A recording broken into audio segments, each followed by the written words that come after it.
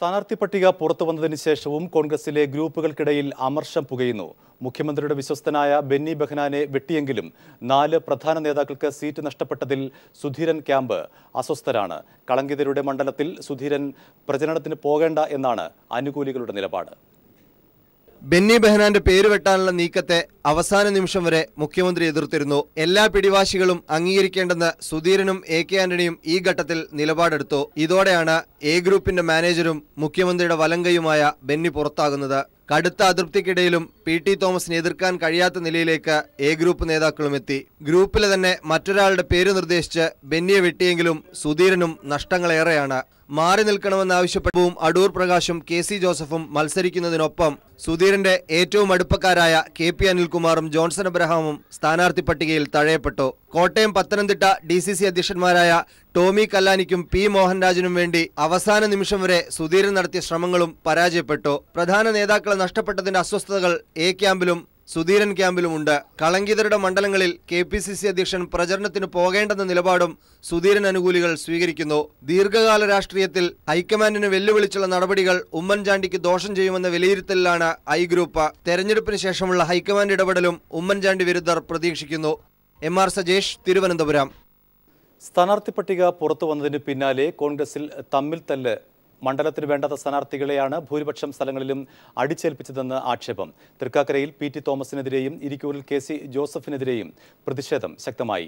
AI ഗ്രൂപ്പുകളുടെ വെല്ലുവിളിയെ തുടർന്ന് കൊല്ലത്തെ UDF കൺവെൻഷൻ മാറ്റിവെച്ചു. ചുവരെഴുത്തിലൂടെയും പോസ്റ്റർ യുദ്ധങ്ങളിലൂടെയുമാണ് മിക്ക മണ്ഡലങ്ങളിലെയും UDF തമ്മിലടി പുറത്തുവന്നിരിക്കുന്നത്. പല സ്ഥലങ്ങളിലും മണ്ഡലങ്ങൾക്ക് വേണ്ടാത്ത സ്ഥാനാർത്ഥികളെ അടിച്ചേൽപ്പിച്ചു എന്ന ആക്ഷേപവുമുണ്ട്.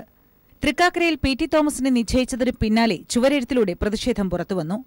UDF സ്ഥാനാർത്ഥിയെ വിജയിപ്പിക്കുക എന്ന ചുവരെഴുത്തിന് താഴെ PT വേണ്ടെന്ന് കരികൊണ്ടാണ് എഴുതിയിരിക്കുന്നത്. പാർട്ടി ചിഹ്നവും കരികൊണ്ട് മായിച്ചിട്ടുണ്ട്. തൃക്കാക്കര നഗരസഭയ്ക്ക് സമീപം ഇന്ന് പുലർച്ചെയാണ് ചുവരെഴുത്ത് പ്രത്യക്ഷപ്പെട്ടത്. ഇരിക്കൂർ മണ്ഡലത്തിൽ KC ജോസഫിന്റെ സ്ഥാനാർത്ഥിത്വത്തിനെതിരെ അണികൾ തുറന്ന പോരിലേക്ക്.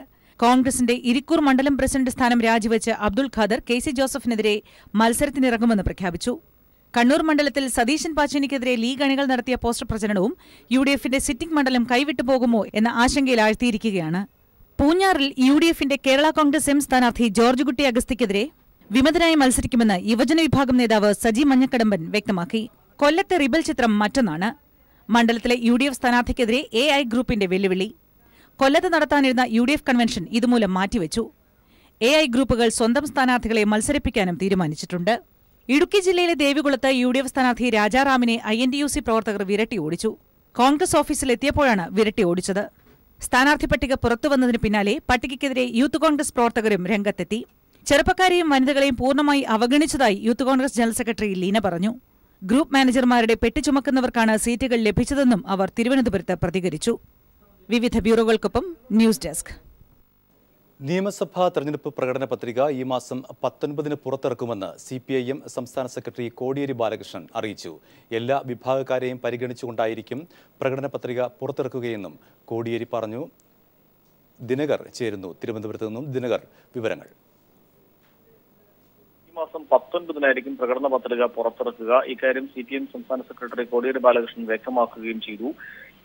അടിസ്ഥാന വിഭാഗങ്ങൾ മുതൽ എല്ലാ വിഭാഗങ്ങൾക്കും പ്രത്യേക പരിഗണന നൽകുന്ന വിധത്തിലായിരിക്കും പ്രകടന പത്രിക പുറത്തിറക്കുക എന്നും അദ്ദേഹം അറിയിച്ചു. അതോടൊപ്പം തന്നെ കേരളത്തിന്റെ സമഗ്ര വികസനം ലക്ഷ്യമിട്ടുകൊണ്ടുള്ള പ്രകടന പത്രികയാണ് തയ്യാറാക്കി വരുന്നത്. ഇന്ന് രാവിലെ 11 മണിക്ക് LDF യോഗം തിരുവനന്തപുരത്ത് ചേർന്നിരുന്നു. ഈ യോഗത്തിൽ ഘടകകക്ഷികളുടെ കൂടി അഭിപ്രായം തേടിക്കൊണ്ടാണ് പ്രകടന പത്രിക അന്തിമ രൂപം നൽകുക. LDF ഘടകകക്ഷികളുടെ അഭിപ്രായങ്ങൾ ക്രോഡീകരിച്ചിട്ടുണ്ട്. കേരള അന്താരാഷ്ട്ര പഠന കോൺഗ്രസ് മുന്നോട്ട് വച്ച നിർദ്ദേശങ്ങൾ കൂടി ഉൾപ്പെടുത്തിയാകും പ്രകടന പത്രിക പുറത്തിറക്കുന്നത്. കാർഷിക വ്യാവസായിക മേഖലകളുടെ വികസനത്തിന് ഉതകുന്ന പ്രഖ്യാപനങ്ങൾ പ്രകടന പത്രികയിൽ ഉണ്ടാകും. എല്ലാവർക്കും വീടെന്ന മുൻ LDF സർക്കാരിന്റെ ലക്ഷ്യം പൂർത്തീകരിക്കാൻ സഹായകരമായിട്ടുള്ള നിലപാടുകളും പ്രകടന പത്രികയിൽ ഉൾപ്പെടുത്തിയിട്ടുണ്ടെന്നാണ് സൂചന. ജൈവ കൃഷിക്ക് ഊന്നൽ നൽകിയുള്ള പ്രവർത്തനങ്ങൾക്ക് പ്രകടന പത്രികയിൽ മുൻതൂക്കം നൽകിയിട്ടുണ്ട്. കേരളത്തെ സ്ത്രീ സൗഹൃദ സംസ്ഥാനമാക്കാനുള്ള നടപടികൾ കൈക്കൊള്ളുമെന്നും പ്രകടന പത്രികയിൽ ഉൾപ്പെടുത്തും. ഇന്ന് തിരുവനന്തപുരത്ത് ചേർന്ന LDF യോഗമാണ് പ്രകടന പത്രികയ്ക്ക് ഏകദേശ രൂപം നൽകിയിരിക്കുന്നത്. അതോടൊപ്പം തന്നെ അതിവേഗ റെയിൽ കോറിഡോർ ഉൾപ്പെടെയുള്ള പദ്ധതികളും പ്രകടന പത്രികയിൽ ഉൾപ്പെടുത്തിയിട്ടുണ്ട് എന്നാണ് നമുക്ക് മനസ്സിലാക്കാൻ കഴിയുന്നത്.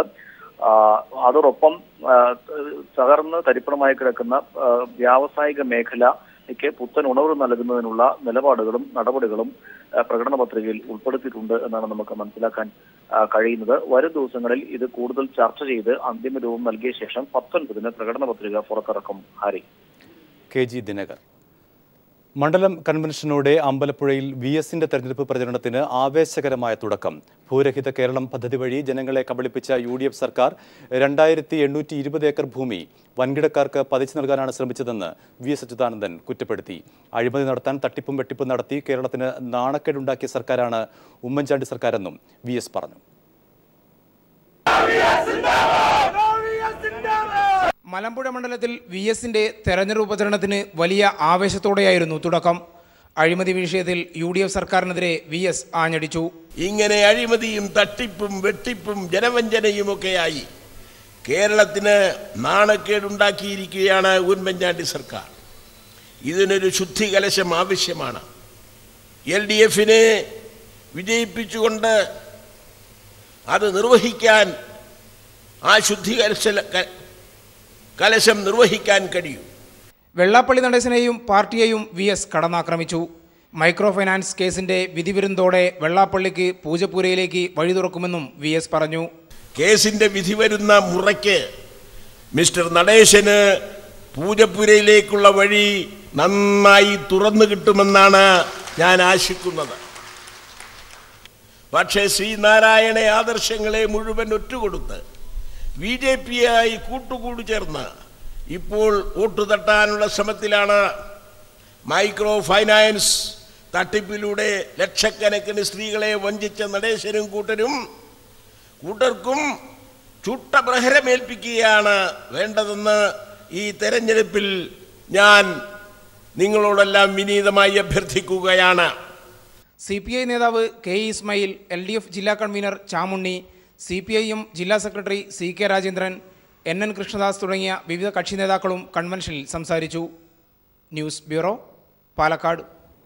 ജനതാദൾ എസ് സ്ഥാനാർത്ഥികളെ പ്രഖ്യാപിച്ചു. മാത്യു ടി തോമസാണ് തിരുവല്ലയിലെ സ്ഥാനാർത്ഥി. K. കൃഷ്ണൻകുട്ടി ചിറ്റൂരിലും CK നാണു വടകരയിലും ജമീല പ്രകാശം കോവളത്തും മത്സരിക്കും. മുൻ നഗരസഭാ അധ്യക്ഷൻ ബെന്നി മുഞ്ഞേലി അങ്കമാലി സ്ഥാനാർത്ഥിയാകും. അങ്കമാലിയിലെ സിറ്റിംഗ് MLA ജോസ് തെറ്റയിൽ മത്സരരംഗത്തില്ല. ആദിവാസി ഗോത്ര മഹാസഭ അധ്യക്ഷ CK ജാനു സുൽത്താൻ ബത്തേരിയിൽ NDA സ്ഥാനാർത്ഥിയാകുന്നതിനെതിരെ ഗോത്രമഹാസഭയിൽ ഭിന്നത രൂക്ഷമായി. ആദിവാസി ഗോത്രമഹാസഭയോ ജനാധിപത്യ ഊരു വികസന മുന്നണിയോ ഇത്തവണ തെരഞ്ഞെടുപ്പിൽ മത്സരിക്കില്ലെന്ന് അറിയിച്ച് മുന്നണി കോർഡിനേറ്റർ M. ഗീതാനന്ദൻ രംഗത്തെത്തി. CK ജാനു മത്സരിച്ചാൽ പിന്തുണയ്ക്കില്ലെന്നും ഗീതാനന്ദൻ അറിയിച്ചു. ആദിവാസി ഗോത്രമഹാസഭാ നേതാവ് CK ജാനു NDA സഖ്യത്തിന്റെ സ്ഥാനാർത്ഥിയായി സുൽത്താൻ ബത്തേരിയിലായിരിക്കും മത്സരിക്കുക. സിറ്റിംഗ് MLA കോൺഗ്രസിന്റെ IC ബാലകൃഷ്ണനാണ് ഇവിടെ UDF സ്ഥാനാർത്ഥി. LDF സ്ഥാനാർത്ഥി രുക്മിണി സുബ്രഹ്മണ്യനാണ്. ജാനുവിനെ മത്സരരംഗത്തിറക്കാൻ BJP ദിവസങ്ങൾക്ക് മുമ്പേ ശ്രമം ആരംഭിച്ചിരുന്നു. ഒരു ഘട്ടത്തിൽ BJP സ്ഥാനാർത്ഥിത്വം നിഷേധിച്ചുകൊണ്ട് ജാനു രംഗത്ത് വരികയും ചെയ്തതാണ്. ഇതിനിടെയാണ് ആദിവാസി ഗോത്രമഹാസഭയോ ജനാധിപത്യ ഊരു വികസന മുന്നണിയോ തെരഞ്ഞെടുപ്പിൽ മത്സരരംഗത്തുണ്ടാകില്ലെന്നറിയിച്ച് മുന്നണി കോർഡിനേറ്റർ M. ഗീതാനന്ദൻ രംഗത്തെത്തിയത്. ഇതോടെ ഗോത്രമഹാസഭയിൽ ഭിന്നിപ്പുകൾ രൂക്ഷമായി. ജാനുവിനെ പിന്തുണയ്ക്കില്ലെന്നും NDAയുമായി സഹകരിക്കില്ലെന്നും ഗീതാനന്ദൻ വ്യക്തമാക്കി. വ്യക്തിപരമായി ഇക്കാര്യത്തിൽ ജാനു തീരുമാനമെടുത്താൽ അച്ചടക്ക നടപടി ഉണ്ടാകുമെന്ന സൂചനയും ഗീതാനന്ദൻ നൽകിയിട്ടുണ്ട്.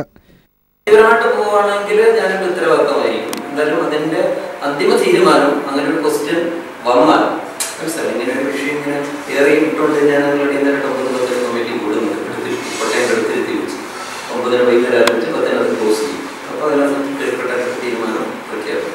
ഇരുമുന്നണികൾക്കുമൊപ്പം CK ജാനുവും കൂടെ മത്സരരംഗത്തിറങ്ങുന്നതോടെ ബത്തേരിയിൽ ശക്തമായ ത്രികോണ മത്സരത്തിനാണ് കളമൊരുങ്ങുന്നത്. News bureau, Wayanad. മകനോടൊപ്പം താമസിക്കാൻ പോയ തക്കം നോക്കി വോട്ടേഴ്സ് ലിസ്റ്റിൽ നിന്നും പേര് നീക്കം ചെയ്യാനുള്ള ശ്രമമറിഞ്ഞ് 80 വയസ്സുകാരി താലൂക്ക് ഓഫീസിൽ കുത്തിയിരിപ്പ് സമരം നടത്തി. പേരാവൂർ മണ്ഡലത്തിലെ കോൺഗ്രസ് നേതാക്കൾ നടത്തിയ തട്ടിപ്പാണ് ഇവരുടെ സമരത്തിലൂടെ പൊളിഞ്ഞത്.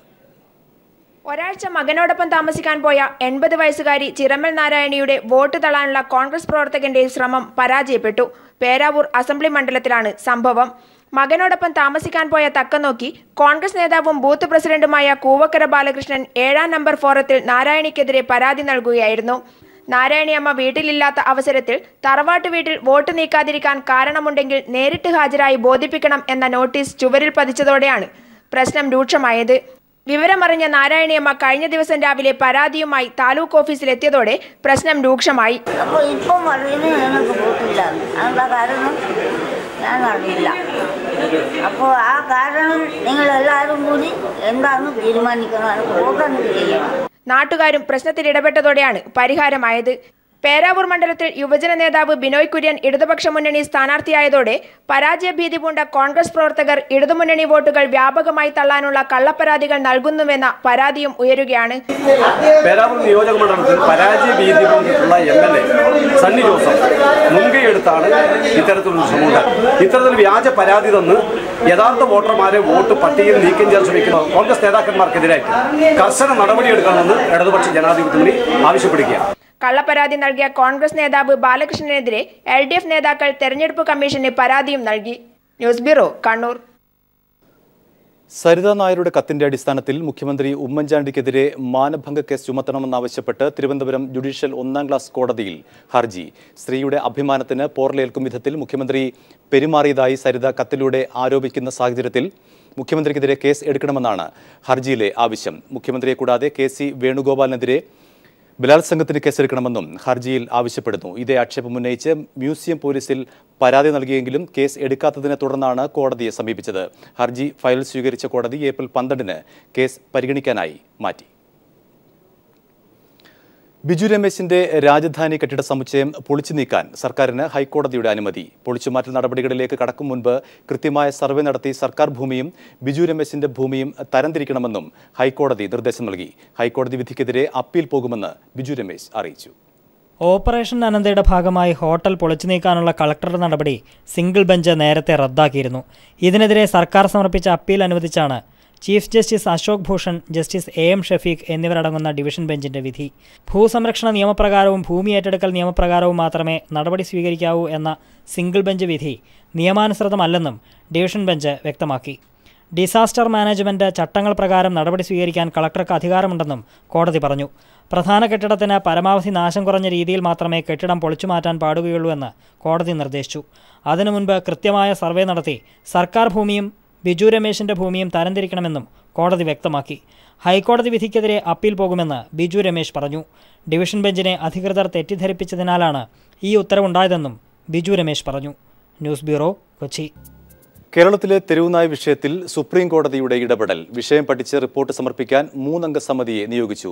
കേരള ഹൈക്കോടതി മുൻ ജഡ്ജി സിരിജഗനാണ് സമിതി അധ്യക്ഷൻ. നിയമകാര്യ സെക്രട്ടറി, ആരോഗ്യവകുപ്പ് സെക്രട്ടറി എന്നിവരാണ് സമിതിയിലെ മറ്റംഗങ്ങൾ. തെരുവുനായയുടെ കടിയേറ്റ് മരിക്കുന്നവർക്കുള്ള നഷ്ടപരിഹാരം, വാക്സിനേഷൻ സംവിധാനങ്ങൾ തുടങ്ങിയ കാര്യങ്ങൾ പരിശോധിച്ച് 12 ആഴ്ചയ്ക്കുള്ളിൽ റിപ്പോർട്ട് സമർപ്പിക്കണമെന്നാണ് നിർദ്ദേശം. തെരുവുനായ വിഷയം പഠിക്കാൻ ചീഫ് സെക്രട്ടറിയെ ചുമതലപ്പെടുത്തിയിട്ടുള്ളതിനാൽ പുതിയ സമിതി വേണ്ട എന്ന സംസ്ഥാന സർക്കാരിന്റെ വാദം സുപ്രീം കോടതി തള്ളി.